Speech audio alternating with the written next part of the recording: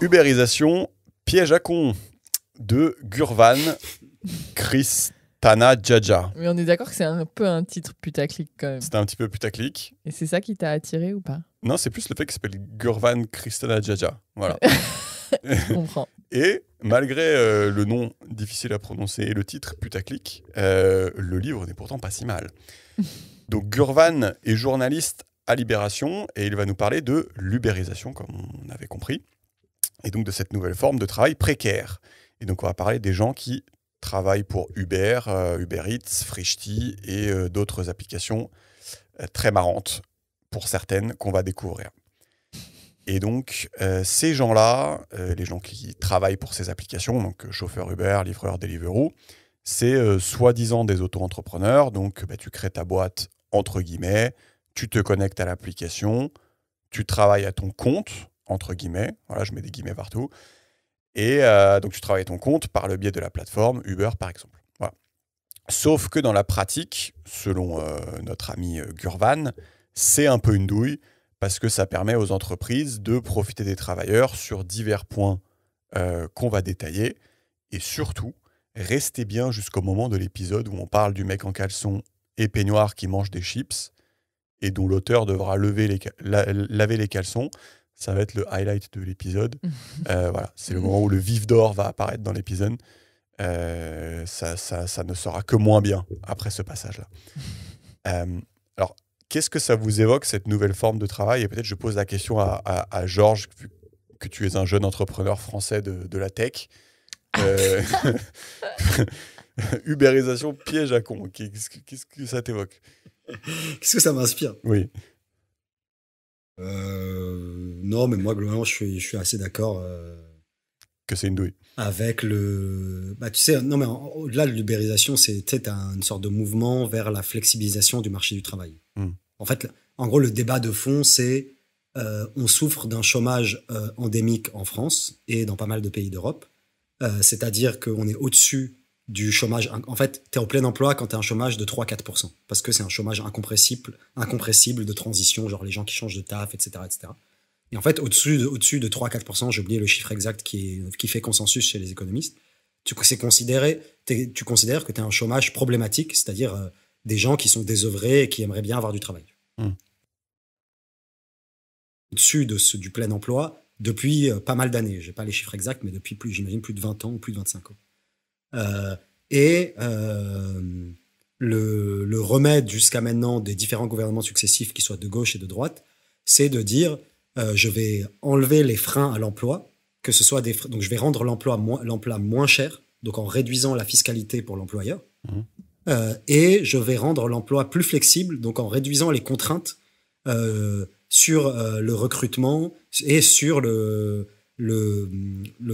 fait de virer les gens. Enfin, je vais précariser l'emploi parce que comme ça impose moins de contraintes à l'employeur. Du coup, il va plus facilement embaucher. Et donc, cette histoire d'ubérisation, ça rentre dans cette mouvance-là qui est de dire on va réduire les contraintes de l'employeur pour réduire le chômage. Et donc, le débat, pour dire ce que j'en pense, c'est est-ce que je considère que ça marche et deux, est-ce que je considère qu'il n'y avait pas d'autres moyens de faire, quoi. Donc voilà, je pense que c'est de cette manière que je devrais répondre. Et après, est-ce que j'ai une réponse? Non. Je ne sais pas comment faudrait faire pour... Ouais. En fait, je ne suis pas assez expert de la question. Je sais qu'il y a une bataille, j'imagine, d'économistes entre qu'est-ce qu'il faudrait faire pour accroître l'emploi. Mais je n'ai pas la réponse sur mon feeling instinctif, c'est que c'est aller trop loin, la flexibilisation, et qu'on fait trop de chantage à l'emploi et on se focalise trop sur les contraintes qui reposent sur l'employeur. En gros, on fait trop de cadeaux aux entreprises. C'est mon opinion de gauchiste, mais qui n'est pas experte. Oui, non, mais en fait, juste pour préciser, parce que là, tu as dit plein de trucs intéressants, en fait, pourquoi on dit que c'est un travail précaire? En fait, c'est que typiquement, dans la pratique, pour plusieurs raisons qu'on va expliciter, en fait, tu es payé moins qu'un SMIC, en fait. C'est-à-dire que si tu raisonnes en taux horaire, tu es payé moins qu'un SMIC. Maintenant, si tu fais 120 heures par semaine, tu es probablement payé plus que le SMIC. Mais voilà, en taux horaire, déjà, c'est précaire. Donc ça c'est le premier point de précarité. Le deuxième, Georges, toi, tu l'as dit, c'est que tu peux te faire dégager à n'importe quel moment dans la plateforme sans autre forme de procès que juste c'est comme ça. Et évidemment, tu n'as pas le droit au congé payé, au chômage et au jour d'arrêt en cas d'accident du travail. Donc ça, c'est le côté... t'es parti du principe, Georges, que c'était un travail précaire, mais c'est juste pour expliquer pourquoi ça en est un. Oui, exactement. En fait, après, je pense que dans le bouquin, il va expliciter les arguments de chacun. Donc, en gros, tu as des arguments d'un côté pour expliquer en quoi c'est problématique et en quoi c'est précaire. Donc, c'est ce que tu disais, c'est que tu cotises pas déjà. T'as pas de chômage. Enfin, il y a un certain nombre de garanties que t'as pas. Tu peux te faire dégager à tout moment. Voilà. Et après, de l'autre côté, t'as les plateformes, elles mettent en avant le fait que la personne peut bosser un peu quand elle veut, que c'est flexible et qu'elle crée de l'emploi, quoi, en gros. Oui, c'est ça. Et juste pour expliciter un peu la deuxième partie de ce que tu disais, qui est... je sais pas si on peut appeler ça la mécanique macroéconomique. Je ne sais pas si j'utilise les bons mots savants, mais... En gros, et ça, c'est pas l'analyse de Gurvan, hein, ça c'est la mienne ou la nôtre, mais moi, de façon très schématique, je me dis, en fait, si tu es payé 2 fois moins qu'au SMIC, en fait, mécaniquement, l'employeur, en fait, au lieu d'embaucher un mec au SMIC, il pourra en embaucher 2. Donc, c'est ça, en fait, le levier. Donc, quelque part, oui, moi, je peux me ranger du côté que ça va réduire le chômage. Et en effet, si ta seule métrique, c'est le chômage, en effet, ça permet de le réduire. Donc, c'est pour ça que les gouvernements, ils aiment bien. Oui, effectivement. Mais je pense que c'est très intéressant comme remarque. Parce que, en fait, du coup, pour traiter du chômage, pour moi, pour traiter de ce sujet-là, il faut traiter de la quantité de travail, donc le chômage, et il faut traiter de la qualité du travail. Et effectivement, je pense que dans les législations récentes, ou dans les discours politiques récents, on se focalise trop sur la quantité de travail, de dire on veut réduire le chômage, on veut réduire le chômage, on veut réduire le chômage, et on sacrifie la qualité du travail et donc la qualité de vie des gens derrière. Et effectivement, je pense qu'il faudrait s'intéresser aux deux et trouver un équilibre. Ouais, et juste pour préciser, parce que toi, tu disais, ok, est-ce qu'il va y avoir une conclusion, est-ce que c'est mieux ou pas avec que sans les plateformes. En fait, c'est pas adressé dans le bouquin, mais je pense que le point de l'auteur, si je m'exprime bien, c'est que c'est bizarre en fait d'imposer d'un côté un SMIC et de l'autre côté faire passer cet autre système parallèle à côté. Enfin, en fait, ça, si tu veux, t'as l'impression que c'est un peu en soum-soum, on vous le dit pas trop, hop, je suis prestidigitateur, je fais passer un truc que je devrais pas faire passer et hop, ni vu ni connu. Donc j'ai envie de dire, si c'était assumé et que derrière, on disait en France, le SMIC, c'est 600 €, et puis on tape sur la table et on dit parce que les économistes ont dit, voilà, je me fais l'avocat des économistes de droite, je pense que là, en effet, ça serait une autre histoire. Mais là, c'est quand même, je pense que l'auteur, il pointe du doigt surtout une hypocrisie, voilà, qui est juste le fait que, ok, si le SMIC, il est à temps, ça fait un peu prestidigitateur de venir inventer un truc 1000 fois plus précaire à côté, quoi. Voilà. Mais on ne répondra pas à ta question, du coup, qui est de économiquement, est-ce que ça fait sens, quoi. Non, mais ça, je suis d'accord avec toi qu'il y a une incohérence. C'est que comme l'évasion fiscale, en fait. C'est qu'en fait, tu fais en sorte, par exemple, pour l'évasion fiscale, le système est conçu tel que l'impôt doit être progressif et tu dois être de plus en plus imposé en fonction de ton revenu. Sauf qu'il y a plein de moyens légaux et paralégaux d'échapper à ce système-là qui vont à l'encontre de l'esprit de la loi. Et là, ce que tu dis, et moi je peux être d'accord avec ça, c'est que c'est un peu la même chose. Le système d'emploi est conçu pour que tu puisses pas travailler à moins de temps par heure, sauf qu'on a créé une sorte de moyen légal où en fait tu peux faire travailler des gens à beaucoup moins que ça, avec la même relation de dépendance qu'il y a que dans un contrat de travail. Donc en gros, les plateformes, elles ont un peu le beurre et l'argent du beurre. Donc on a un peu créé une forme de loophole légal, et moi je peux être d'accord avec ça qu'il y a une hypocrisie, quoi. Et moi j'ai une question parce que je connais pas assez bien, donc j'entends souvent parler du SMIC, un salaire minimum, machin. Mais on est d'accord que même en dehors des plateformes là dont on parle et tout, il existe des emplois en dessous du SMIC ou pas, ça n'existe, ou c'est interdit. Enfin, tu vois, les entreprises, elles sont vraiment obligées. Des emplois salariés, tu ne peux pas avoir. Donc si tu as un CDI ou un CDD, tu ne peux pas employer quelqu'un en dessous du SMIC, à ma connaissance. Ok, d'accord. Ouais, mais par contre, et là, du coup, excuse-moi, vas-y, Georges. Ouais. Non, vas-y. Non, mais ce qui peut arriver, peut-être c'était ça ta question, c'est que tu peux travailler, par exemple, avoir un contrat à 3 jours sur 5, payé au SMIC, mais tu reçois 3/5 du SMIC. Oui, c'est ça, ok. Voilà. Mais ça n'existe pas, tu dis, des contrats salariés dont le salaire horaire, quel que soit le temps que tu travailles, est en dessous du SMIC. Ça, en fait, c'est ça le SMIC. Exactement, il y a un SMIC horaire. Un SMIC horaire. C'est un SMIC horaire qui est réévalué régulièrement. Et tu peux pas avoir un contrat salarié, à ma connaissance, je ne suis pas expert en droit du travail, non, mais tu peux pas. Où tu payes quelqu'un en dessous du SMIC. Et sauf dans certains cas, quand tu n'es pas dans le cadre d'un contrat de travail salarié. Donc justement, là, on va rentrer dans les bails de auto-entrepreneur, etc., etc. Mais du coup, pour employer quelqu'un dans ces conditions-là, il y a un certain nombre de critères pour pas que ce soit du salariat déguisé. Et là, je pense qu'il va l'évoquer, le mec.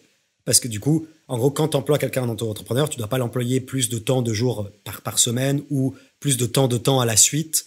Et il ne faut pas qu'il y ait une relation de dépendance. Et il faut pas. Donc en gros, il y a un certain nombre en théorie, il y a un certain nombre de garde-fous pour faire en sorte que tu emploies pas des indépendants qui n'ont pas le statut de salarié, mais qu'en fait, ce soit du salariat déguisé. Okay. Oui, et d'ailleurs, tu dis, on va en parler. Ouais, il va y avoir un chapitre où il parle des chauffeurs Uber qui sont allés devant le tribunal et qui ont dit en gros, moi là je suis salarié, donc en fait je veux que le juge statue que Uber doit m'offrir un CDI. Tu vois. Bon, exactement, parce qu'en fait légalement il y a un certain nombre de critères qui permettent d'établir le fait que tu es dans une relation de salariat déguisé. Et donc là je les ai pas en tête, on va les évoquer. C'est-à-dire subordination, enfin il y a plein de les subordinations, mais il n'y a pas que ça. Et en gros, il y a pas mal effectivement de employés de ces différentes plateformes qui ont essayé de porter l'affaire devant les tribunaux pour dire nous on est en fait dans une situation de salariat déguisé, il faut requalifier notre contrat qui est aujourd'hui un contrat de prestataire et de fournisseur de services indépendant. Et en fait, il faut le requalifier en salarié. Et du coup, il y a une bataille juridique qui a été portée même à l'échelon européen. Okay. Et juste pour aller plus loin, pour finir ce chapitre, est-ce que, qu'est-ce qu'on répond aux gens qui diraient oui, c'est le principe de l'auto-entrepreneuriat, c'est-à-dire l'auto-entrepreneuriat un peu classique, entre guillemets, des classes moyennes, classes supérieures, où tu montes ta boîte. Oui, tu n'as pas de congé, oui, tu travailles beaucoup par semaine, monter sa boîte, c'est un gros risque, c'est une aventure.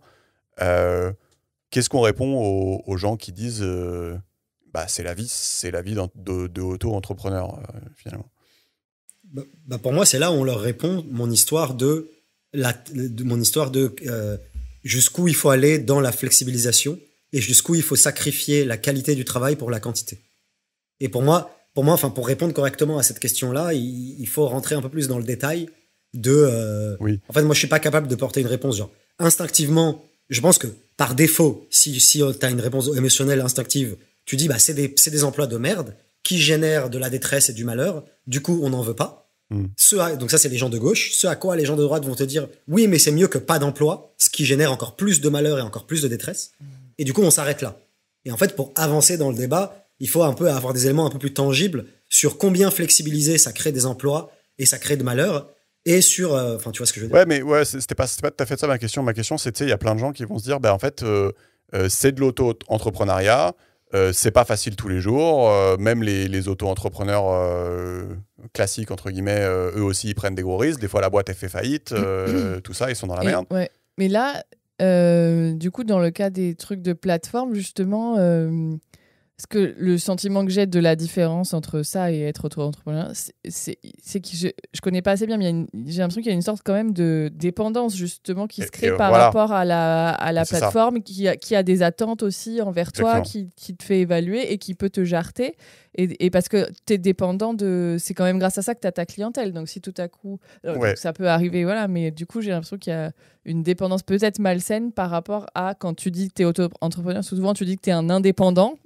Oui. Et du coup, là, tu perds ce truc-là. Non, mais il y a carrément ça. Et je pense, pour moi, le truc central, c'est que... en fait, pour moi, quand tu crées ta boîte, il y a toujours cette espèce de halo de... Ok, tu prends des risques, mais peut-être ça va réussir et tu vas avoir une grosse réussite et en gros, tu jettes les dés. Et tu en auras le plein usage, entre guillemets, de cette réussite si c'est financier. Exactement. Machin, truc. Alors que là, c'est beaucoup plus une douille. C'est-à-dire qu'en gros, c'est pas le risque en vaut la chandelle. Là, c'est juste, il n'y a plus de chandelle. C'est juste, oui, il n'y a que toi qui prends le risque et l'autre qui récolte. Il y a la plateforme qui récolte. Tu vas pas devenir riche, quoi. Ouais. Donc, bon, c'était juste pour faire une remarque aux gens qui... Oui, mais enfin... après, peut-être qu'on va rentrer dans le détail, mais je pense que ce qui s'est passé quand ils ont porté l'affaire devant les tribunaux, c'est que la plupart, ils ont été déboutés. Donc, en fait, leur contrat n'a pas été requalifié en contrat salarié. Donc, en gros, le législateur a bien estimé qu'ils ne remplissaient pas les critères du salariat. Enfin, tu vois ce que je veux dire ? Non, mais je peux être complètement d'accord. C'était juste d'un point de vue, c'est quoi notre avis c'est nous, qu'est-ce qu'on en pense ? Il y a des arguments contraires qui disent que, en fait, des plateformes, il y en a plusieurs. Ouais. Donc, si t'es pas content chez Uber, tu vas chez Bolt. Si t'es pas content chez Bolt, tu vas chez Captain. Si t'es pas content chez machin. Donc, tu n'as pas de cette relation de subordination puisque t'en as plusieurs. Enfin, là, je fais l'avocat des plateformes. Oui, non, mais ce que tu dis, ça pondère le truc. C'était très caricatural la manière dont je l'ai dit. En effet, ça. Voilà, mais ce que je veux dire, c'est que c'est pas du tout une évidence que. Oui. Ah, mais oui. Donc, en gros, c'est soit la loi qui est mal faite, et dans ce cas-là, on dit, il faut corriger la loi, ce qui, je pense, est le postulat du CUM, de l'auteur. Mais mon point, c'est que tu vas pas te faire des couilles en or. Voilà, voilà. Donc c'est un peu ça. Alors que quand tu crées ta boîte, pour moi, c'est plus ok. Enfin, tu viens répondre à un besoin. Enfin bref, je pense qu'on s'est compris. Mais en effet, tu viens nuancer ce que je dis, ce qui est intéressant. Ouais. Je viens nuancer ce que tu dis, sachant que, l'argument selon lequel quand tu es indépendant, le critère c'est as-tu une capacité à te faire des couilles en or ? Je suis pas sûr que c'est... Tu vois ce que je veux dire ? Ok. Genre, je suis pas sûr que le critère, il faut que tu aies une proba de te faire des couilles en or, constitue un bon argument pour dire est-ce que tu es indépendant ou pas. Moi, c'est ça qui me... j'aurais pas dit que c'était sur les couilles en or, mais sur plutôt l'indépendance, quoi. Oui, non, mais bon. Oui, parce que tu vois, t'as d'autres gens qui veulent arguer, moi, je veux pouvoir bosser que quand je veux. Ou t'as d'autres gens qui veulent arguer, moi, je veux moins bosser. Oui. Bon, ce qui est une variante des couilles en or, c'est-à-dire que tu te fais moins. C'est ça, c'est une variante. Vrai, donc là, on rentre un petit peu dans la sémantique. Mais on est d'accord. Donc si on parle un peu de la théorie derrière la mise en place et l'arrivée de ces services, en fait, ce que l'auteur décrit, c'est qu'il y a toujours un petit peu la même logique pernicieuse qui se met en place. C'est-à-dire qu'en fait, au début de Uber, il n'y a pas beaucoup de chauffeurs. Et donc, tu peux annoncer sans trop de scrupules que si tu deviens chauffeur, tu vas en effet te faire des testicules en or, quoi. Parce qu'en fait, il y a pas beaucoup de chauffeurs. Donc, tout l'enjeu, c'est la quête des Golden Cojones. C'est ça. C'est ça. Et donc là, effectivement, il y a une petite ruée vers l'or. Et donc, tous les gens souscrivent un prêt et achètent une super voiture hyper chère qu'il faut rembourser tous les mois. Et ils se lancent dans l'aventure. Sauf que rapidement arrive la concurrence. Donc tu as un flot de chauffeurs qui va arriver au sein de l'application parce que tout le monde a bien vu que les gens... le chauffeur N+1 a vu que le chauffeur N a vu les Golden Cojones, du coup je faut voilà, c'est ça. Et du coup c'est ça. Du coup c'est vu attiré par la patte jusqu'au et à chaque itération les Cojones deviennent de plus en plus en bronze. Ouais, c'est ça. Donc c'est exactement ça. Et donc ce qui se passe au niveau du phénomène pernicieux, c'est que toi en fait avec l'arrivée de la concurrence, tu vas gagner de moins en moins bien ta vie, mais tu dois quand même continuer à rembourser ta voiture super chère. Et on va faire le calcul. Donc tu dois rembourser tes dettes et t'es un peu pris dans l'engrenage de Babylone, quoi. Et tu sens que tu t'es un peu fait niquer quelque part dans l'histoire.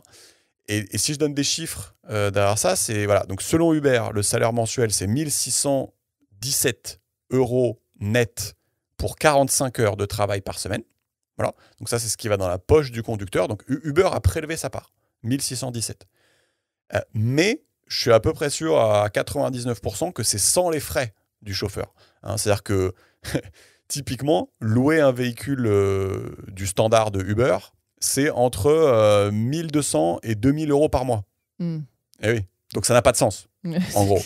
En plus, tu as l'essence qui est à 400 euros, l'assurance à 100, 150, l'entretien à réparation à 100. Donc en fait, à moins que je raconte des grosses conneries, tu gagnes vraiment pas beaucoup. Et déjà, rien qu'avec la location de la voiture, tu l'as dans le cul. Donc concrètement, tu ne travailles pas 45 heures par semaine. Alors peut-être ils ont des petits arrangements, ou alors pendant qu'il y en a un qui dort, c'est l'autre qui prend la voiture, ou des choses comme ça.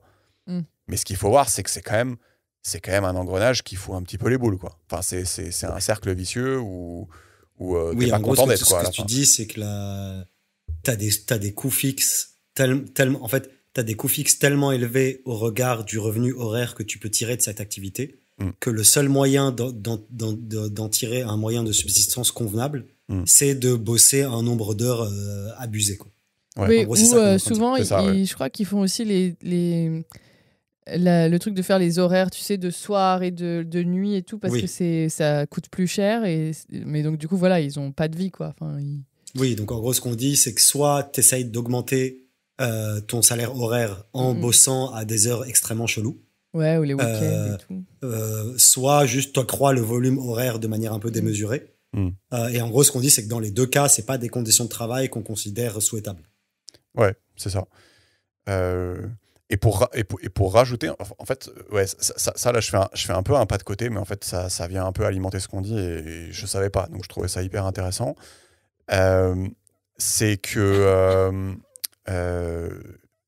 ouais, je commence par un premier fun fact, c'est que en gros, dans ce genre d'application, il est connu que pour que ça marche, pour que ça s'implante dans une ville, il faut 2 ingrédients. Donc, un, c'est l'accoutumance des clients. Donc, en gros, il faut que ça devienne un petit peu indispensable. Enfin, il faut que ça rentre dans les mœurs. Donc, ça, c'est pas très intéressant. Et 2, c'est beaucoup plus intéressant, c'est ce qu'ils appellent la densité de main-d'œuvre. Et donc, en fait, tu as une espèce de réaction chimique qui doit se faire. C'est-à-dire que tu dois avoir en même temps assez de clients et assez de livreurs ou de chauffeurs en même temps dans une même zone pour qu'en gros, la mayonnaise prenne et pour qu'en gros, le feu s'auto-entretienne, que la réaction chimique s'auto-entretienne. Et donc, en fait, tu as un espèce d'enjeu d'atteindre ce niveau-là là, que je suis en train de décrire. Et pourquoi c'est intéressant ? Parce qu'en fait, tu te dis que pour atteindre ce niveau-là, en fait, il faut injecter énormément d'argent parce qu'en fait, tu n'es pas bénéficiaire tout de suite.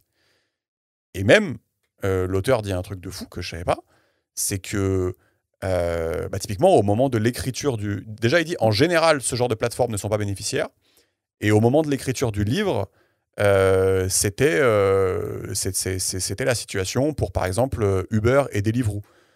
Donc, en gros, ils survivent uniquement grâce aux levées de fonds qu'ils font. Et donc, ça, c'est incroyable. C'est-à-dire que pour la première fois depuis 2009, en 2023, donc là, c'est après l'écriture du livre, Uber a été bénéficiaire. Enfin, je ne sais pas si vous vous rendez compte, quoi. En gros, ça fait... on parle des conditions de travail des chauffeurs. Et derrière, en fait, la plateforme n'est même pas bénéficiaire. Donc, en fait, c'est limite en fait, un système pyramidal, quoi. Enfin, ça m'a un peu scotché, quoi, d'apprendre ça. Je ne sais pas si vous saviez... Ouais, moi je savais vu que je suis un jeune entrepreneur de la tech. Ouais, tu savais qu'ils n'étaient pas bénéficiaires, quoi. Enfin, c'est incroyable.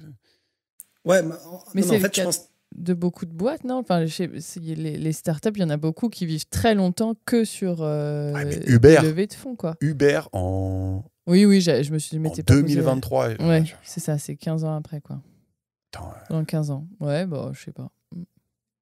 Ouais, mais après, tu vois, là, on rentre sur un peu des théories du capital investissement, tu vois, genre, à partir duquel moment une boîte est censée être rentable. Mais oui, en gros, le raisonnement, tu sais, là, on discute de ce qu'on appelle le venture capital, tu vois, je suis pas un expert là-dessus, mais en fait, le raisonnement des investisseurs qui continuent à participer à ces levées de fonds-là pour ce genre de boîte, c'est de dire, c'est une boîte qui, effectivement, va perdre des fonds pendant longtemps, mais après, elle sera dans une situation où sa marque et ses process et son échelle seront suffisamment bons et élevés pour générer des bénéfices.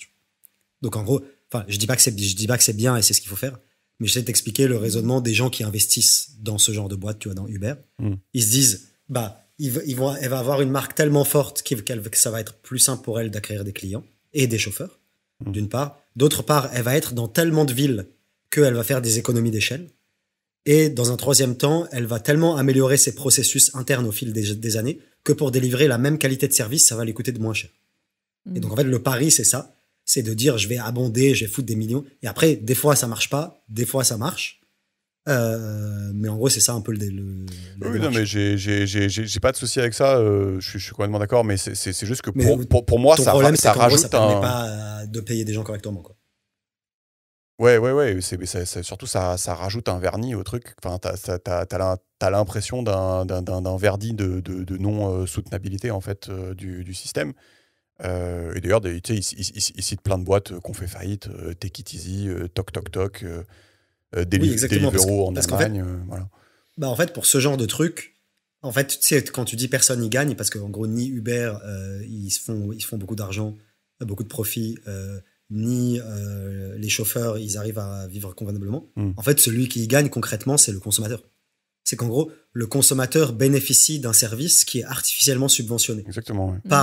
Par d'une part la détresse ou des qualités une qualité de travail qui est en dessous du convenable pour les chauffeurs, et d'autre part par l'argent du capital investissement. Et donc la transition est toute trouvée, puisque mais du coup, pardon, ce que je veux dire, c'est que dans ces cas-là, ça rejoint le débat. Je crois qu'on en avait déjà discuté sur le livre sur l'immigration, sur les restaurants, par exemple. On va plus au restaurant, etc. En fait, t'en viens au truc de genre, est-ce que ce service devrait exister ? Est-ce qu'on est capable de délivrer ce service dans des conditions convenables pour les salariés ? Et si on n'est pas capable de le faire, est-ce que la perte de ce service est un problème pour notre société, quoi ? Ouais, et c'est pour ça que je te disais que la transition est toute trouvée. Puisqu'en fait, il y a un chapitre où on se demande quelle population travaille pour ces applis. Et je pense que vous avez compris. Voilà, donc dans un premier temps, on va faire l'évidence. C'est-à-dire que quand Uber arrive dans des villes, alors on nous dit surtout dans les pays où l'ascenseur social est grippé, ça devient un gros espoir parce que ça fait baisser le chômage. Voilà, donc ils disent les gens des banlieues, ils vont avoir des alternatives, tout ça. Voilà. Plutôt que de vendre du shit, tous ces Arabes. Exactement, sur CNews, ça. Et donc, ok, ça c'est probablement évident pour tout le monde. Voilà, t'as eu aussi une tendance progressive qui a été observée de déménager les locaux de recrutement vers les banlieues, voilà. Mais ça va plus loin que les banlieues. C'est-à-dire que t'as eu dans les années récentes une émergence des sans-papiers qui sont employés par ce genre de plateforme. Et c'est là où ça rejoint ce qu'on disait la dernière fois. Donc typiquement, ça a été estimé à 37% de sans-papiers c'est une étude du laboratoire LVMT, si vous voulez la ref. Et dans le livre, à un moment, il parle même de 50% de sans-papiers chez Frishti. Donc c'est colossal, quoi. C'est juste un truc de fou. Voilà. Et donc là, on a le témoignage de Ibrahim Traoré, qui est un sans-papier venu de Côte d'Ivoire, voilà, qui explique pour gagner 1 500 €, il faut travailler 12 heures, 7 jours sur 7. Et, à votre avis, pourquoi tu gagnes si peu quand tu es sans-papier sur ce genre de plateforme ? Tu te fais couillonner par la plateforme ? Parce qu'il y a le prête-nom qui prend. Tu te fais couillonner. 40%. Mais pas par la plateforme. Pas par la parce qu'il faut que tu achètes. T'as un frais supplémentaire d'acheter une identité, entre guillemets, une identité. Exactement. Donc, t'as genre un négrier des temps modernes qui te prête son identité. Exactement. Donc t'as des gens, pour expliquer, t'as des Français qui vont se créer un compte. Des négriers. Voilà. Qui vont se créer un compte et le sous-louer à des sans-papiers. Et donc, c'est un vrai business. Hein. Donc, c'est-à-dire que tu peux ouvrir plein de comptes, gérer ceux de tes amis aussi. Mais par contre, il y a un prérequis, c'est d'être une sombre raclure, tu vois. Voilà. D'abord, il faut faire ça. Puis après, c'est le chapitre 1. Ouais. Et le chapitre 2, c'est que tu peux te gagner 2 000 € par jour grâce à cette simple astuce de ce jeune papa. Arrête. Et donc, par exemple, ce qui se passe, c'est que lui, ce qu'il fait, c'est qu'il veut tenter l'expérience. Donc, il trouve plein d'annonces sur Facebook, par exemple. Donc, recherche compte Uber Eats urgent. Donc, tu as les gens qui recherchent. Offre sous location de compte pour commission de 200 € par semaine. Donc, ça, c'est les gens qui offrent. Les négriers. Et donc, t'as un autre compte qui propose 80 à 100 € par semaine pour son compte. D'autres qui proposent que tu leur donnes la moitié des recettes plus 200 € par mois. Donc, vraiment, il y a de tout. Et donc, Gurvan, il fait son petit commerce et il va, pour les besoins de l'enquête, prendre l'annonce à 80 € par semaine. Donc, voilà, c'est quand même quelqu'un de vénal puisqu'il prend le moins cher. Et le gars lui explique, écoute, tu vas faire tes petits trucs, tu vas livrer avec mon compte et tu viens récupérer ton argent en cash chaque semaine. Voilà. Et donc, c'est là qu'il apprend que le gars, il gère les comptes de ses amis. Voilà, il a plusieurs comptes, tout ça. Voilà. Évidemment, t'arrives, t'as pas le sac avec le logo Deliveroo, je sais pas quoi. Le gars d'avant, ne l'ayant pas ramené, pour plusieurs raisons qui paraîtront intuitives. Pas de problème, tu peux acheter ces sacs sur Le Bon Coin. Donc je suis allé voir, c'est vraiment un truc de fou. Tu tapes sac livreur, je sais pas quoi, t'as toutes les marques. Tu peux t'acheter pour 50 €, Uber Eats, Deliveroo, Just Eat, Stuart, voilà. Allez voir, c'est très drôle. Enfin, juste tu peux t'acheter. Ouais, c'est pas mal prisé par les dealers aussi. Pourquoi par les dealers ? Parce que du coup, tu peux te trimballer à scooter et faire tes livraisons sans qu'on t'arrête parce que t'es déguisé en Deliveroo, quoi. Ah, ok. Ouais, donc pour 50 €, t'as le déguisement, quoi, en gros. Ok, je savais pas. Mais je crois que c'est un peu cramé aujourd'hui. Mais... L'astuce a été inventée. Mais l'astuce a fonctionné pendant pas mal de temps, il me semble. Ok. Évidemment, t'es pas sûr parce que tu ne consommes pas. Non. Voilà. Je mange pas ça. Voilà. Donc l'auteur devient livreur et il peut désormais effectivement tester la quantité de race des gens et il tombe évidemment sur des gens qui ont 0 race et je vous préviens, là c'est le moment où Georges va dire oui mais il y a des enculés partout, moi je veux les statistiques. Je vais quand même décrire le truc et je propose qu'on n'écoute pas Georges. Donc l'auteur fait sa livraison et arrive dans l'immeuble, le mec répond pas au téléphone et il n'y a pas de non-correspondance sur l'interphone. 10 minutes plus tard, le mec descend avec, je cite, un air important de mec bien placé, avec les sourcils foncés, et il dit juste « couscous ?» point d'interrogation. Et l'auteur lui dit ça répondait pas au téléphone. Le gars répond « ça doit être un mauvais numéro », et il s'en va sans dire au revoir, enfin sans rien dire, quoi. Et pour ça, il sera rémunéré 5 €. Voilà, ça. Attends, mais j'ai rien compris à cette histoire. C'est une livraison de l'auteur qui l'auteur, il livre à donc un connard raciste, c'est ça ? Non, mais je sais pas s'il est raciste, en tout cas, il est pas très poli. Mais il prend sa bouffe à un moment, le gars ? Oui, il prend son couscous et il s'en va. Oui. Ah, ok, couscous. Oui. Et il s'en va sans rien dire. Okay. Mm. Et 5 €, c'est ce que reçoit l'auteur pour une raison où il a perdu 10 minutes de sa vie et il a parlé à quelqu'un de pas. Non, mais là, il n'y a pas un point profond, c'était juste pour illustrer, pour peindre, pour mettre en relief. Tu passes vraiment des journées de merde, quoi. Voilà. Ou des soirées de merde. Et évidemment, au bout d'une semaine, le gars qui lui sous-louait le compte a changé les codes et ne l'a pas payé. Voilà, donc il a travaillé une semaine. Mais ça, c'est important que tu le dises. Bah oui, je dis. Mais oui, on n'a pas bien entendu. On n'a pas bien entendu parce que tu regardes Georges et ça fait de la merde. qui fait de la merde. Ouais, je vous mets l'image, je sais pas ce qu'il a trouvé, il a trouvé une réglette. Mais on s'en branle. Donc oui, donc en effet, il a travaillé une semaine pour rien parce que le mec ne l'a pas payé. Et en même temps, ça lui apprendra à prendre le moins cher. Donc c'est une donc belle, le gars il fait pas cher mais juste il douille mais les juste gens, il te douille. Il te change les codes du compte et après t'es niqué, il te paye jamais. Voilà, ce qui est le niveau au-dessus du négrier. Ouais, c'est le master. C'est le master Big Boss. Ça va encore plus loin. J'avoue, c'est au-dessus du négrier. C'est le niveau au-dessus. Ouais. Et ceci dit, en passant, je me faisais une réflexion, je pense pas si conne que ça, c'est que finalement, moi j'ai l'habitude de donner des pourboires en fait, sur ces applis-là. Et en fait, je me suis dit, faut que je retire du cash et que je donne directement au mec, en fait, parce que comme ça, il se fait pas entuber par Jean-Vincent qui a 8 comptes. Et... Donc, je vous donne, astuce en bas de votre écran. Voilà, je me suis dit que c'était pas si con que ça. Ouais, mais ils ont le droit d'accepter le cash, ouais. Comment ça? Personne qui check. Non, mais tu vois, si c'est une bonne question, Georges. On a dit qu'il y a entre 30 et 50% de prête-noms. Ouais. Du coup, s'il y a entre 30 et 50% de prête-noms, j'avoue, ça vaut le coup de donner en cash plutôt que... Ouais. Donc ça, je me suis dit, c'était pas complètement con. Parce que j'ai pas que des idées de merde. Donc, il y a quand même... on peut souligner que, comme dans toutes les applications un peu classiques, et là, je sors des applications Uber, tout ça, voilà, qu'on a tous sur notre téléphone, il y a cette idée d'exploiter les plus vulnérables, donc les applications où tu scrolles pendant des heures, où tu as ta poussée de dopamine, les actions où tu payes du vrai argent pour avoir des cristaux à dépenser dans le jeu pour faire je sais pas quoi. Voilà. Et, des cristaux à dépenser. Voilà. Et donc, évidemment, sur les applis de type Uber, tu vas aussi avoir cette construction un peu prédatrice où tu vas avoir, tu sais, comme sur Netflix où tu as l'autoplay. Là, en fait, avant que tu finisses ta course, on va t'en proposer une autre. Parce que Gurvan, il nous dit un chauffeur qui stationne est un chauffeur qui réfléchit et qui envisage de rentrer voir sa famille. Tu vas avoir une gamification, des badges or, bronze, argent à gagner, des primes si tu fais X courses.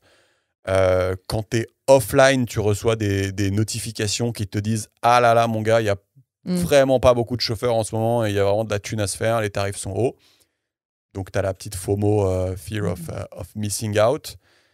Voilà, donc petite parenthèse, tu as aussi voilà, le côté classique, prédateur sur ce genre d'appli. Voilà. Oui. Ouais, parce que en fait, c'est aussi ce qui est intéressant, ce qu'il faut savoir, c'est que tu parlais de cet aspect, tu discutais en fait, Uber, enfin ce genre d'appli en général, c'est une place de marché. Et c'est ce qu'on appelle en langage de jeunes start-upers, c'est une two-sided marketplace. Donc c'est une place de marché où il y a deux parties. Et en gros, parce que parfois tu as des places de marché à 3 ou 4 parties. Bon, là, tu en as 2. Et donc en gros, tu as un offreur de service et un acheteur, un demandeur. Et donc là, en l'occurrence, la place, c'est une place de marché qui met en relation des gens qui veulent de la bouffe avec des gens qui veulent en livrer. Tu vois. Et en gros, le principe d'une marketplace, c'est, tu sais, t'as souvent le problème de la poule et l'œuf. En gros, j'ai pas assez si j'ai pas assez de clients, j'aurai pas assez de restos sur ma plateforme. Et si par contre, si j'ai pas assez de restos, j'aurai pas assez de clients. Et donc là, t'as toujours l'enjeu d'équilibrer ces deux aspects-là. D'ailleurs, même, en fait, je rectifie, Uber, c'est plutôt three-sided, tu vois, parce qu'en fait, tu as les gens qui veulent acheter la bouffe, tu as les livreurs et tu as les commerces. Ouais. Donc, en fait, tu as trois parties. Et en fait, tu dois trouver un équilibre entre ces trois parties. Et en fait, la manière dont tu fais pour trouver un équilibre, c'est tu fais jouer les prix sur certains points, tu vois. Donc, en gros, quand il n'y a pas assez de Yankee, tu vas envoyer une push notif à tous tes inscrits. Tu leur dis en ce moment un acheté, un offert, ou en ce moment code promo de 30%. Comme ça, tu as instantanément un pic de Yankee, de clients. Ou si tu n'as pas assez de chauffeurs, tu vas envoyer une push notif à ton pool de chauffeurs inactifs et leur dire en ce moment, c'est x2 sur la rémunération des courses. Ok, ouais. Et donc, en fait, tu as toute une variété de techniques, mais qui sont principalement basées sur faire varier les rémunérations et les prix pour essayer d'équilibrer ces différents parties prenantes. Bref, voilà, donc c'est la mécanique qu'on a décrit. Et en gros, la mécanique côté consommateur, elle n'est pas problématique parce que je connais le prix et au pire, j'ai un code promo et voilà. Mais là, c'est une problématique côté prestataire, dur d'anticiper ton revenu. Et justement, quand tu as un lien de subordination, en fait, si tu as une volatilité énorme sur les prix, c'est trop relou parce que du coup, tu peux pas te projeter, tu peux pas construire une vie parce que en fait, ton revenu, il est extrêmement variable et en fait, c'est trop relou, tu vois. Et donc, c'est effectivement un des éléments aussi qui pose problème, c'est cette volatilité des prix, enfin, de la rémunération. Et c'était, je crois, il me semble, une des revendications de pas pouvoir fixer des chauffeurs. leur prix, Pardon. De pas pouvoir fixer leur prix, ouais. soit de pas pouvoir fixer leur prix, soit d'avoir des prix minimaux trop bas. D'accord, ouais. C'est-à-dire, en gros, ouais, voilà. Donc, en fait, souvent, il y a des prix minimaux à la course ou à la distance parcourue. Et après, s'ajoutent plein de primes. Et eux, ils disent, bah, nous, on veut, tu vois. Ouais, non, c'est intéressant. Oui, c'est-à-dire que c'est ce qu'on disait tout à l'heure, pour que la mayonnaise prenne. En gros, eux, ils vont jouer toujours sur l'équilibre des 2 ou 3 ingrédients, ouais. Oui, donc, en fait, c'est comme pour... Enfin, bref, c'est comme pour tout, quoi. En fait, la technologie, enfin, l'entreprise, elle est toujours agnostique et elle use de tous les moyens technologiques possibles pour maximiser son profit, quoi. Ouais. Et donc là, un des moyens technologiques, c'est effectivement de faire fluctuer les prix et les revenus au maximum. C'est plus le problème, c'est qu'effectivement, ça aboutit à de la détresse sociale. Et c'est là où tu te dis, bah, faut que les législateurs interviennent parce que c'est pas souhaitable, quoi. En fait, il faut toujours se dire que la boîte, elle est ni méchante ni gentille, elle veut juste faire du bif et elle s'en bat les couilles du reste, quoi. Sauf que là, elle fait pas de bif. Bah, elle non, mais je rigole. C'était une petite pique. Je voulais juste donner d'autres exemples parce que c'est vrai qu'on a parlé des chauffeurs Uber et des livreurs, mais en fait, il y a d'autres trucs. En fait. Donc, il y a typiquement ce que je connaissais pas, il y a les juicers. Et les juicers, c'est les gars qui rechargent les trottinettes électriques. Quoi, mais ça, c'est un service? Ouais. Donc, ça rejoint... C'est la même chose. C'est la même chose, c'est une place de marché à 3 parties. La personne qui veut se déplacer, la personne qui juice, et la personne qui fournit les vélos. Enfin, la partie qui fournit les vélos et les trottinettes. Et les trottinettes. On apprend du vocabulaire d'entrepreneurs de la tech. Mais attends, là, c'est les gens qui... Non, mais en vrai, c'est super dur à faire. Hein. C'est pas que pour niquer les gens, quoi. C'est un service qui est dur à délivrer, tu vois. Ouais. Ah oui, non, mais je n'ai pas de... Oui, tu voulais dire quoi? Je voulais dire, du coup, là, c'est quoi le principe? C'est que c'est genre les Vélib et compagnie, quoi? En gros, là, pour les trottinettes, de ce que j'ai compris, c'est... Et tu me corriges si je me trompe, Georges, mais en gros, c'est des gens qui achètent une camionnette, qui vont aller récupérer les trottinettes dans la rue.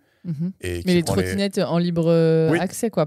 C'est pas un truc pour ta trottinette perso, c'est ça que j'avais pas assez dit. C'est des trucs en libre accès et c'est pas les Vélib, c'est plus les... Parce que tu sais, les Vélib, c'est sur des points d'accroche précis. Oui, d'accord, mais c'est les trottinettes que tu laisses partout. Là, c'est plutôt ce qu'on appelle du free floating, donc le truc que juste tu fous dans la rue comme ça. Donc voilà. en gros, les Dot, Lime, Bird, eux aussi, qui ont pour la plupart fait faillite et qui se sont rachetés entre eux. Et donc ça, il y a un mec, mais ça je savais pas, c'est des monsieur et madame tout le monde qui les récupèrent, qui les rechargent et qui, par conséquent, sont rémunérés à la recharge, voilà.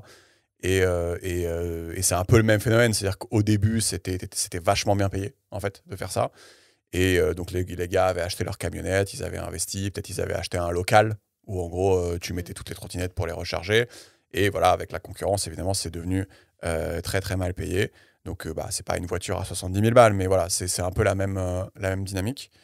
Et voilà, il cite d'autres exemples. Tu as l'appli. Et pour le coup, c'est vraiment la même dynamique parce que, enfin, même chose, c'est des boîtes qui sont très peu rentables, qui se sont rachetées entre eux. Donc, tu vois, ça rejoint notre discussion préalable de, c'est presque des secteurs ou des business models qui devraient presque pas exister, quoi. En fait, ça fait 10 ans que ça existe et ils se galèrent toujours pour faire de l'argent. C'est ça. Et bref. Et ils précarisent les gens. Ouais. Et je vais pas m'attarder super longtemps là-dessus, mais je trouvais ça intéressant de le citer. C'est-à-dire qu'à un moment, il devient livreur Amazon. Et en fait, ce qui est bizarre, c'est que tu pourrais te dire, en fait, c'est un vrai taf. En fait, c'est pas un taf ubérisé. Mais en fait, dans la pratique, tu restes dans la précarité pour plein de raisons. Et la raison qui m'a le plus marqué, c'est que Amazon fait appel énormément à des sous-traitants pour leurs livreurs. Et en fait, finalement, j'ai l'impression que ça marche un petit peu pareil. Parce qu'en fait, si le livreur, il n'atteint pas les objectifs d'Amazon, en fait, tu peux le virer un petit peu comme tu veux. Tu dis juste, c'est un sous-traitant, j'en veux plus, vous ne m'amenez plus ce livreur-là. Et puis, voilà, quoi. Donc, tu vois, moi, j'avais cette vision d'Amazon où, finalement, c'est pas un travail ubérisé. Mais en fait, quand même, avec ce système de sous-traitance, j'ai l'impression que ça s'en rapproche un petit peu. Et donc, le mec, il est livreur Amazon et en effet, il dit, ça n'a pas de sens, tu as 180 colis à livrer par jour. C'est très dur. Amazon te pousse à donner le colis au voisin ou à le poser devant la porte ou des choses comme ça, parce que si tu le fais pas, après, le lendemain, il faut revenir le livrer. En plus des 180 colis que tu dois faire le lendemain. Et si tu te le fais piquer, ou s'il disparaît, ou machin, ou si le client se plaint, c'est pour ta pomme. Et en gros, quand tu as trop de cartons rouges, en fait, tu dégages. Et ouais, c'est vrai que ça, j'avais pas vu, en fait, ce phénomène-là de la précarisation par sous-traitance. Je sais pas si ça vous parle, ou si vous aviez remarqué ce truc. Non, mais c'est vrai, c'est intéressant. Moi non plus, j'avais pas pensé, mais oui, c'est un peu logique. Mais ouais.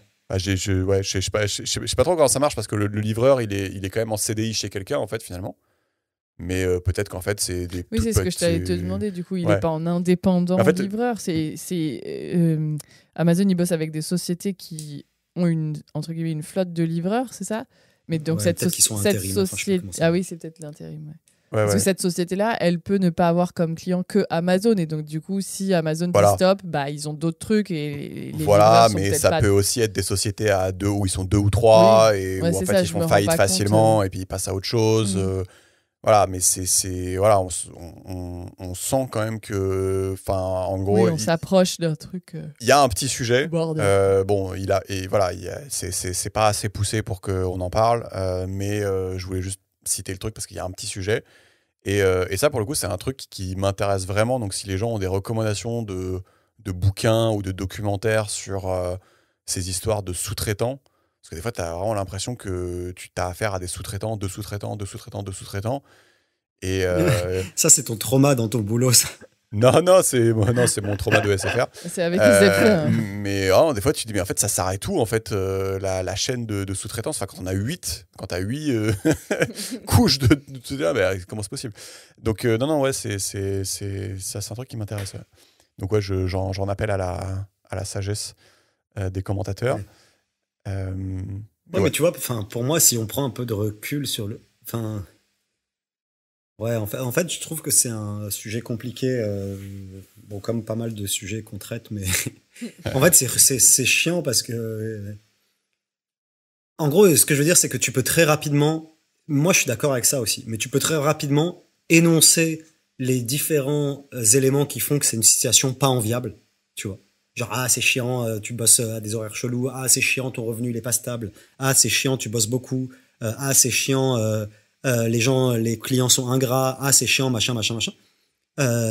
Donc tu peux très rapidement être dans le pathos, sauf que n'empêche qu'il y a du chômage en France, tu vois. Genre, il y a, malgré ça, malgré toutes les situations qu'on décrit, genre les sous-traitants de sous-traitants, machin, plus les plateformes, plus machin, on est quand même à 8% de chômage. Donc en fait, malgré cette flexibilisation, il y a encore des gens qui sont désheureux, tu vois. Donc en fait, après, on va pas avoir la réponse maintenant, parce que c'est juste les 6 gouvernements derniers ont essayé de résoudre le problème, ils n'y arrivent pas, tu vois. Mais juste genre, là, la réponse qui est donnée depuis 20 ans, c'est d'essayer de flexibiliser le truc, parce qu'on considère que avoir un taf pas ouf, pas optimal, c'est mieux que de pas avoir de taf. Et en fait, c'est ça le questionnement sous-jacent derrière, c'est quelles sont les règles du jeu. En fait, genre, on laisse les entreprises. On est dans une situation de marché, quoi. On croit dans les vertus du marché pour allouer les ressources et dans les vertus de la compétition pour améliorer notre bien-être commun, sous certaines conditions. Mais on dit qu'il faut fixer les règles du jeu que les acteurs vont devoir respecter pour maximiser leur profit. Donc on est d'accord, on est là. Un des moyens efficaces de faire une société stylée et de générer de la richesse, c'est de pousser les acteurs à se bouffer entre eux pour faire du profit. Par contre, on doit fixer les règles pour pas que ce soit la demeure, tu vois. Et pour pas qu'on ait des enfants de 12 ans dans des mines, tu vois. Parce que si on fixe pas des règles, ils foutent des enfants de 12 ans dans des mines, tu vois. On le connaît, on l'a vu historiquement, tu vois. Donc on a fixé des règles. Sauf que là, on a atteint le stade où, en fait, on n'a pas suffisamment de croissance pour faire taffer tout le monde. Et donc on se dit, on est en train de pull back. On se dit, on a peut-être trop protégé les gens, il y a une concurrence mondiale, machin, on va un peu réduire parce que il faut générer plus de... Tu vois, et en fait, tout le débat, c'est ça, tu vois. Parce que sinon... voilà, mon point, c'est qu'il y a un débat complémentaire qui est économique à ce que traite ce bouquin-là, qui est super intéressant, qui est les conditions de travail de ces gens-là. Et c'est intéressant de le décrire, et moi, je trouve ça cool. Mais il y a un débat complémentaire qui est, ok, mais du coup, on fait quoi pour donner du taf aux gens, tu vois, et tu vois ce que je veux dire? Oui, non, mais je vois ton point. Et en fait, le truc, c'est que schématiquement, enfin, c'est soit tu es dans une concurrence mondiale, et en effet, tu t'enrichis par les différents biais que tu as cités, mais c'est la victoire du moins 10 ans, socialement. Voilà, et après, tu peux dire, bah oui, mais du coup, je peux être protectionniste.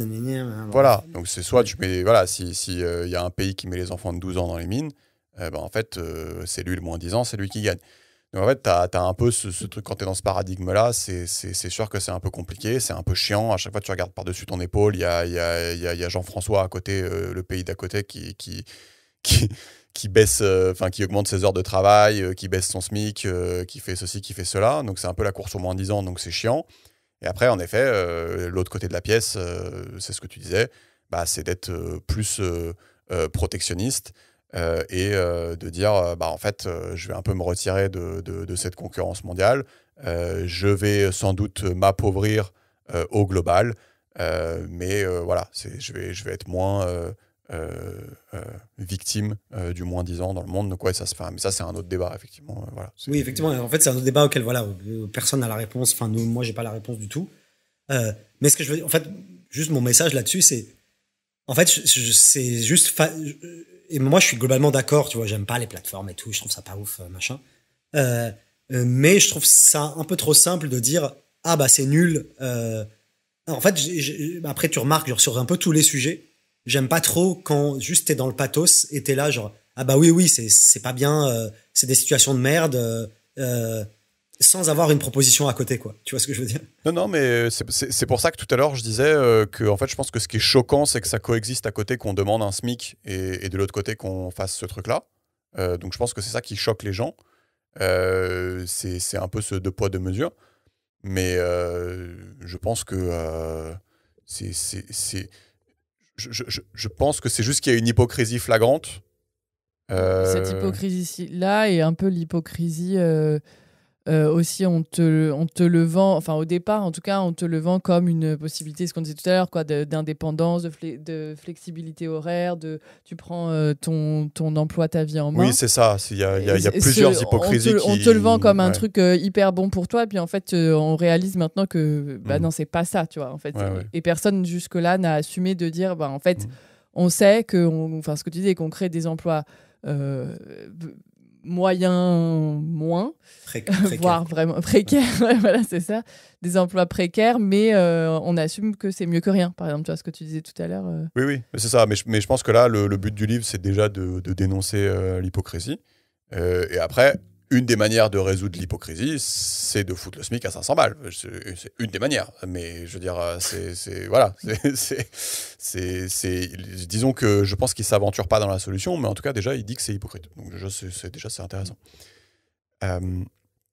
Donc si on s'intéresse un petit peu justement aux différentes victoires des travailleurs et à la législation, en fait, c'est vrai, donc ça vient pas de Gurvan, ça vient de moi.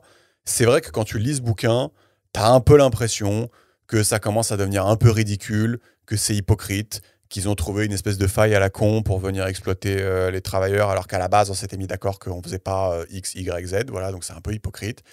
Et en fait, c'est vrai que tu te demandes, je me suis fait une expérience de pensée, c'est-à-dire tu te demandes jusqu'où ça va. C'est-à-dire, est-ce que demain, j'ai le droit d'ouvrir un coiffeur et au lieu d'embaucher des coiffeurs et des coiffeuses, tu sais, je crée une application avec un nom de merde, genre que quand t'as fait HEC, tu trouves genre que Cut and Go. Et tu dis, t'arrives dans le salon et il n'y a que des coiffeurs et des coiffeuses auto-entrepreneurs qui attendent. Mais tu sais que ça existe. Il y a déjà des applis. Non mais attends, il y a des applis et c'est la même chose, c'est des marketplaces, des places de marché. Et en gros, tu peux booker ton nail, ta manicure ou ton coiffeur, mais il vient à domicile. Mais du coup, c'est exactement la même chose. C'est genre, tu mets en relation. Ouais, mais moi, c'est mieux. J'ouvre un salon de coiffure.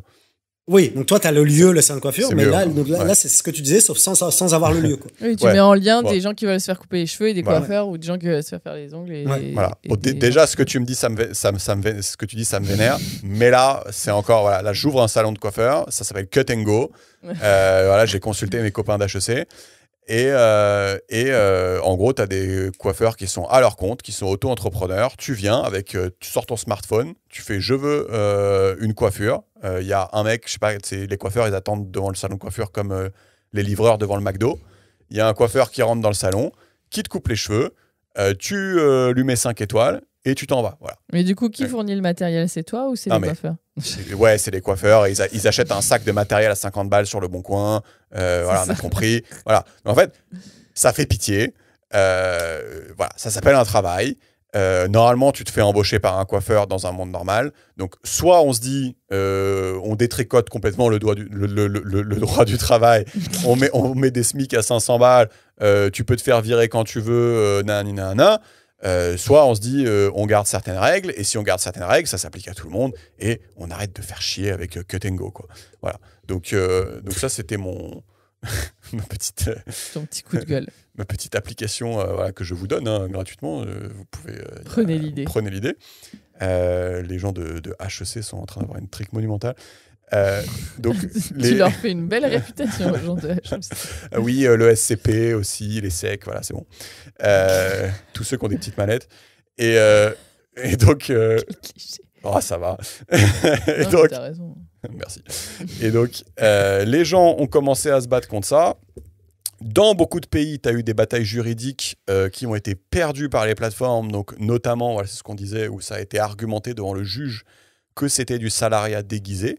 Et donc, par exemple, au Royaume-Uni, j'ai cru comprendre que tu n'étais plus travailleur indépendant quand tu travaillais pour ces plateformes-là, mais que tu avais le statut de worker.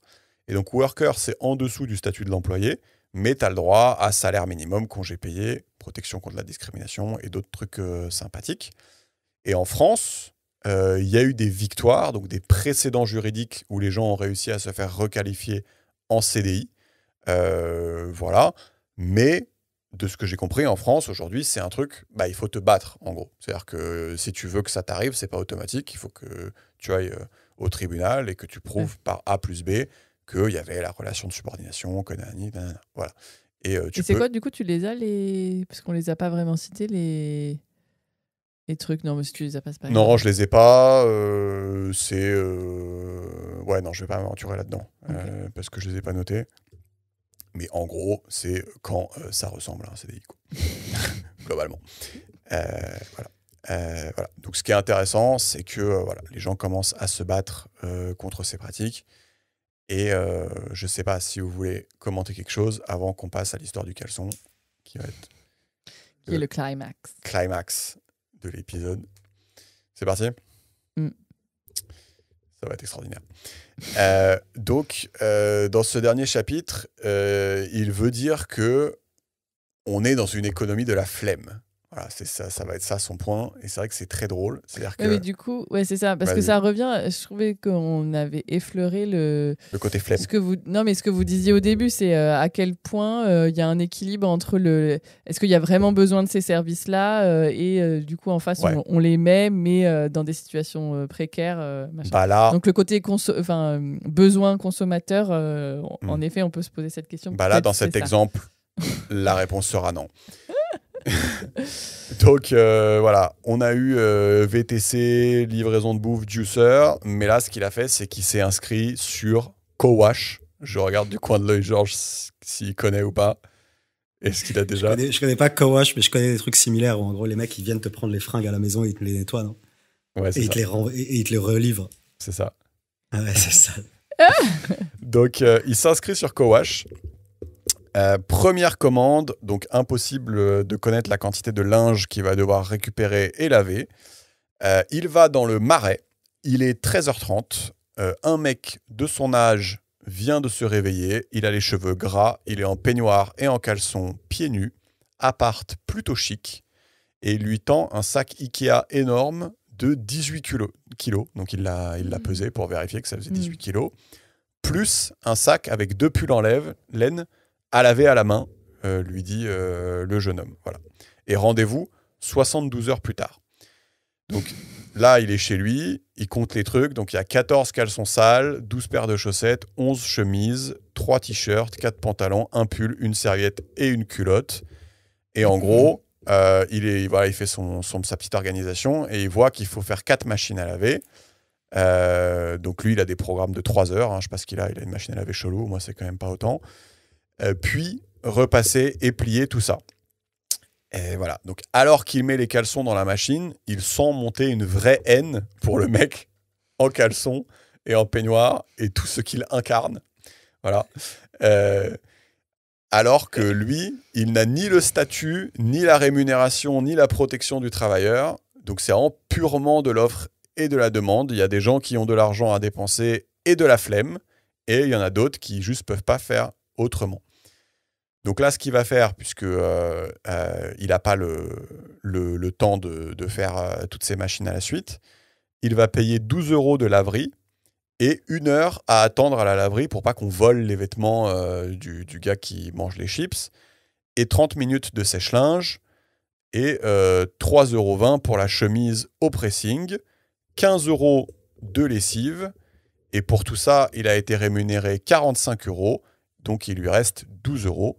Donc il est payé 2 € de l'heure, il a compté pour ce travail. Il revient voir le gars qui est toujours en peignoir et en train de manger des chips. Pardon, il ne mangeait pas des chips la première fois. J'ai été médisant, c'est là qu'il mange des chips. Il lui donne ses vêtements. Le gars lui dit « c'est sympa ». Et l'interaction s'arrête ici. Mais c'est pas fini. C'est pas fini. Un des cadres de la plateforme l'appelle. Une des cadres l'appelle, inquiète, parce que sur la photo, une chemise n'est pas bien pliée et les t-shirts n'ont pas l'air bien repassés. Alors lui, il dit ok, fair enough. Par contre, ça fait 5 jours que j'ai pas été payé et je m'en inquiète un petit peu. Donc la fille le rassure, lui dit que ça va arriver.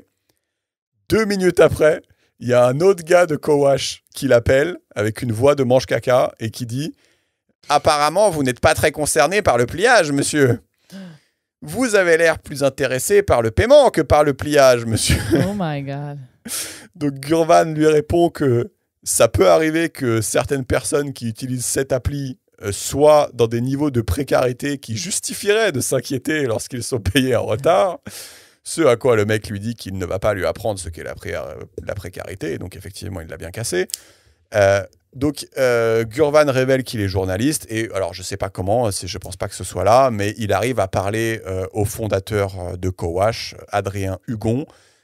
Et Adrien, il est quand même un peu dépité. Voilà, donc ils ne sont pas non plus... Adrien, il n'est pas... Il est pas dans une ambiance... Il est pas radieux, quoi.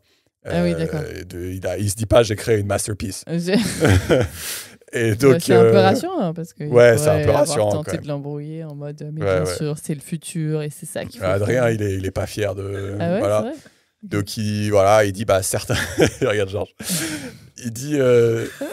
Il dit certains volent les commandes, ne rapportent pas le linge, je suis un peu dépité, j'en ai un peu marre de tout ça, je pensais que ça serait simple et que les gens casseraient pas les couilles. Voilà, bon, Adrien non, Hugo pas quoi Hugo, Adrien Hugo. Ah oui, là, Hugon.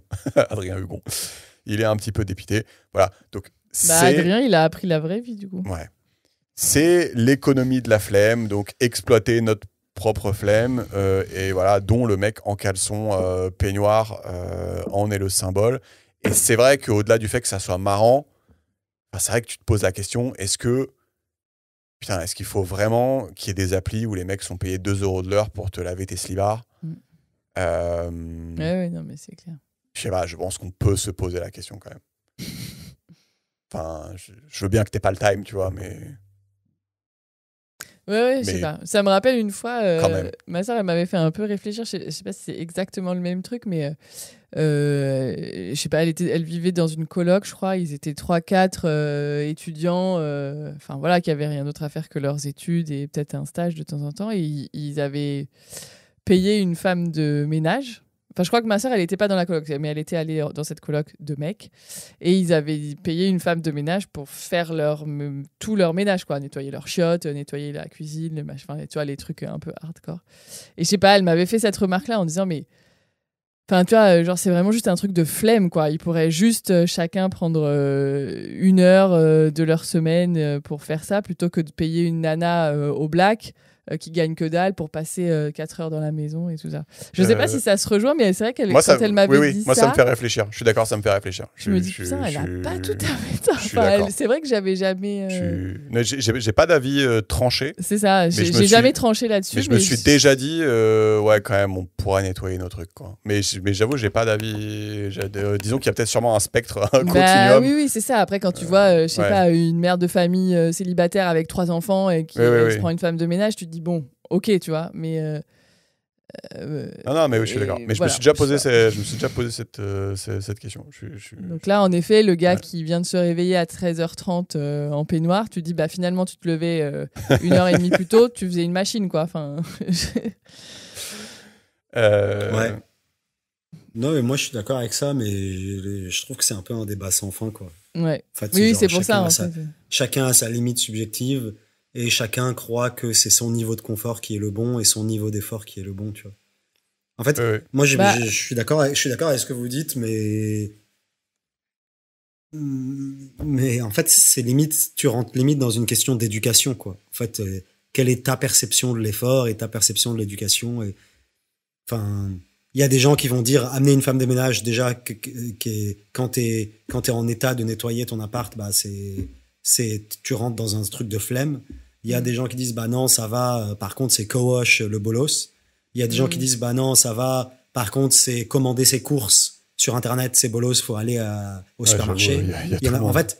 En fait chacun y va de. Tu vois pour tout le monde. C'est vrai non mais et chacun fait oui mais moi j'ai besoin de machin. Enfin ouais. Oui, et genre chacun... Après, bon, il y a des trucs un peu évidents, genre... Et encore, tu vois, mais... En fait, tu rentres très vite dans le truc de... tu te considères toujours que c'est le plus riche que toi qui a un comportement problématique. C'est vrai. Ouais, mais en fait, en fait, au final, je me dis... tu vois, on a tous... Tu vois, mais par exemple, moi, je vais faire je vais faire ma confession, tu vois. Moi, j'aime pas aller au supermarché, tu vois. Je suis un jeune entrepreneur de la tech, tu vois. Non, mais c'est juste genre j'aime pas l'expérience. Aller au supermarché, ça me fait pas kiffer, tu vois. Genre juste c'est pas une expérience que je kiffe. Il y a trop de choix, les allées sont mornes, t'as des néons, juste c'est pas une expérience que je kiffe, tu vois. Et du coup, genre je commande Carrefour, mais sur internet, quand je me fais livrer mes trucs. Et je pense qu'il y a plein de gens qui pourraient trouver ça scandaleux, tu vois.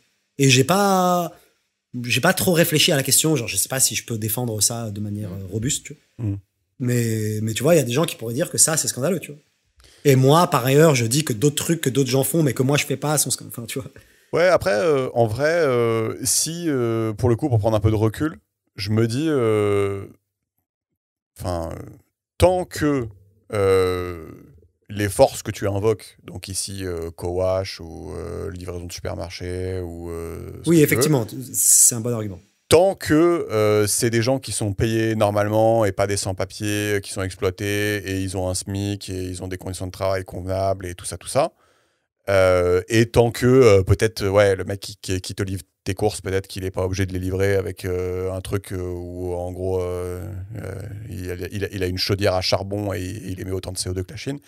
Tu vois, genre tant que, on va dire, certains trucs de base sont respectés, j'ai presque envie de dire, laisse les gens dépenser un petit peu leur argent comme ils veulent. Oui, c'est vrai. Après, c'est vrai que c'est un bon argument. Tu peux juger du comportement d'achat des gens sur la base des conditions de délivrance du service. Oui, tu peux dire, donc je ne juge pas à quel service il fait appel. Parce que c'est pas mon rôle et je suis pas moralisateur. Ouais. Enfin, et c'est pas, enfin, je suis pas là je suis pas le père des gens et je suis pas là pour juger le comportement des gens. Oui, dépense ton argent comme par contre, je juge est-ce que ce service est délivré dans des conditions convenables et est-ce que la personne a vérifié que c'est pas illégal. Exactement. Et là, c'était et je rajouterais aussi le vernis que, tu vois, pour moi, pour que ça marche, il faut quand même qu'on ait une société où c'est pas complètement abusé au niveau des inégalités. Parce que si on est dans ce cas de figure-là, tu commences à retomber un peu dans oui, en gros, tu favorises le riche, quoi. Ouais, mais oui. Oui, non, mais enfin, voilà, c'est bref. Mais voilà, peut-être que c'est ça un peu le... Ouais, et si tu fais ça en te disant, tu regardes les conditions de travail, quoi, peut-être que du coup, le service est un peu plus cher. Ah bah oui. Du coup, le service est plus cher, Bah oui. et donc peut-être que ceux qui le font vraiment par pure flemme, et Bah, ils vont devoir peut-être ils payer le font plus pas. cher. Quoi. Ouais, Oui, non, mais ils payent plus cher, mais en tout cas, ça les fait un peu C'est plus ça. réfléchir à est-ce que c'est une pure flemme ou est-ce que. C'est ça. Donc voilà, ubérisation piège à con. Je vais donner du cash maintenant au livreur. Voilà. J'ai appris plein de trucs en plus pour le coup. Donc je sais pas ce que vous en avez pensé. C'était intéressant. Non, c'est clair, c'est intéressant. Enfin, moi, tu sais, en effet, on a entendu parler des procès, on entend Oui. des trucs et Sans tout, mais j'étais s'intéresser. jamais Ouais. rentré plus que ça dans le sujet. Ouais, je suis d'accord. Donc, du coup, c'est pas mal d'avoir. Mais ouais, moi je trouve ça pas mal parce qu'en fait, en gros, je trouve que c'est un sujet qui est connexe à plein d'autres sujets qui sont intéressants. Oui, c'est vrai. Genre sous prétexte de parler de la précarisation de certains emplois, en fait, derrière, tu dois réfléchir à c'est quoi ton modèle macroéconomique pour donner un travail de qualité et en volume suffisant à tes habitants. Donc ça, c'est une problématique qui est complexe et qui est intéressante. Et je trouve qu'il y a une autre problématique qui est complexe et intéressante, c'est l'accélération du monde, tu vois. En fait, je trouve que vu qu'on vit dans des sociétés de plus en plus rapides, du coup, on a besoin de consommer de plus en plus rapidement. Tu vois, en fait, on est dans un phénomène, je trouve, après, c'est de la psychologie de comptoir, mais en fait, je trouve que, genre, tu vois, typiquement, genre, on sort beaucoup plus qu'avant, on vit beaucoup plus de choses qu'avant, on voyage beaucoup plus qu'avant, on achète des choses beaucoup plus qu'avant, on se fait livrer beaucoup plus. En fait, je pense que cette accélération du monde fait que on recherche de plus en plus l'instantanéité et la rapidité, et ça aboutit à ce genre d'abus, tu vois. C'est-à-dire des services qui nous paraissent un peu superflus, tu vois. Et je pense que derrière l'apparition de services comme ça, qui sont superflus, rapides, liés à un confort extrême, se cache une forme de consommation et d'accélération un peu exacerbée. Je sais pas trop d'où ça vient, j'imagine qu'il y a des gens qui ont dû théoriser ça, tu vois. Mais en gros, on vit de manière beaucoup plus rapide, on se déplace beaucoup plus rapidement qu'avant, on veut tout de suite, tu vois, et c'est beaucoup plus que nos parents et beaucoup plus que nos grands-parents, tu vois. Bah, c'est l'effet rebond, hein, ça s'appelle. Tu sais, en écologie, c'est ça que tu décris, hein, c'est l'effet rebond. Ouais, bah oui, c'est peut-être ça. C'est exactement ça. Ouais, mais c'est ça. Et du coup, la question, c'est à quel moment est-ce qu'on laisse le mouvement se faire, ou est-ce qu'on laisse le mouvement se faire organiquement, ou est-ce qu'à un moment, on prend une décision collective de dire, bah, on va proactivement ralentir parce que, en fait, le marché ou la société va pas se ralentir de son propre fait, quoi. En fait, l'effet rebond, c'est quand tu donnes.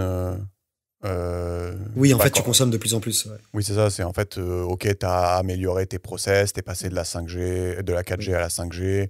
Tu as mis des livreurs partout qui, en gros, te livrent ta bouffe, donc tu n'es plus obligé d'aller la chercher et tout.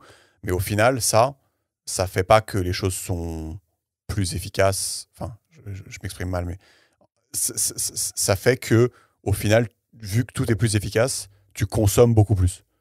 Ça, c'est l'effet rebond. Et c'est ce que Georges disait, c'est qu'en fait, ces applis-là, c'est une sorte de parfait illustrateur de cet effet rebond. C'est-à-dire que tu prends ton smartphone comme ça, et en 3 clics, t'invoques une quantité d'énergie et de pollution incroyable. C'est-à-dire que tu dis, fais-moi livrer ça, là, je vais prendre mes billets pour la Tanzanie, en attendant, amène-moi un boboon, et viens chercher mes slips pour me les laver, et si possible, viens me les chercher en voiture, puis ramène-les-moi. Et puis voilà. Et plie bien, par contre. Et plie bien. Et peut-être pas te payer tout de suite. Et en fait, en 3 clics, en fait, tu as invoqué en fait, des forces énormes. Alors que en temps normal, il t'aurait fallu 4 jours pour faire tout ça, quoi. Oui, c'est ça. Ou tu aurais décidé de pas faire certains trucs, tu vois. Oui. Mais c'est ça l'effet rebond. C'est que vu que ça te prend 3 clics, finalement, bah, en fait, tu fais des trucs que tu n'aurais pas fait. T'en fais beaucoup plus. C'est vrai que cet effet, il est pervers et tu le ressens très vite, quoi. Non, mais c'est vrai que c'est super intéressant parce que j'avais jamais lié l'accélération du monde à le fait que c'est une succession d'effets rebonds. C'est ce que tu dis, en fait, c'est que les gains de rendement sont surcompensés par un accroissement de la consommation. Et en fait, vu que par le progrès technologique et le progrès scientifique, on a des gains de rendement permanents, en fait, on fait que consommer de plus en plus et de plus en plus rapidement. Et en fait, soit on va le stopper par la sobriété choisie, soit on va le stopper parce que juste réchauffement climatique, moins de ressources et on est ken. Mais effectivement, genre moi, après ça rejoint les bouquins qu'on avait fait, genre Le bonheur était pour demain de Philippe Biouy, etc. Moi, j'ai hâte d'une société où en fait on va annuler on va ralentir, quoi, tu vois. Parce qu'en fait, je trouve qu'on a atteint le stade où ça contribue pas à notre bonheur, quoi. Juste, on est là. Oui. Et mais toi, tu te souviens pas, mais c'est aussi peut-être pour les gens qui écoutent. En fait, c'était la thèse du livre qui s'appelait L'enfer du numérique de Guillaume Pitron qu'on a fait. Où en fait, il disait, en fait, oui, le numérique, ça pollue, tout ça, mais en fait, c'est pas ça qui est polluant. En fait, c'est le fait que ça te donne des pouvoirs énormes. En fait. Donc c'était un peu ça la thèse du bouquin. C'est ce qu'on retient. Si vous n'avez pas écouté l'épisode, allez-y. On s'arrête là ? Allez. Bisous. Ubérisation.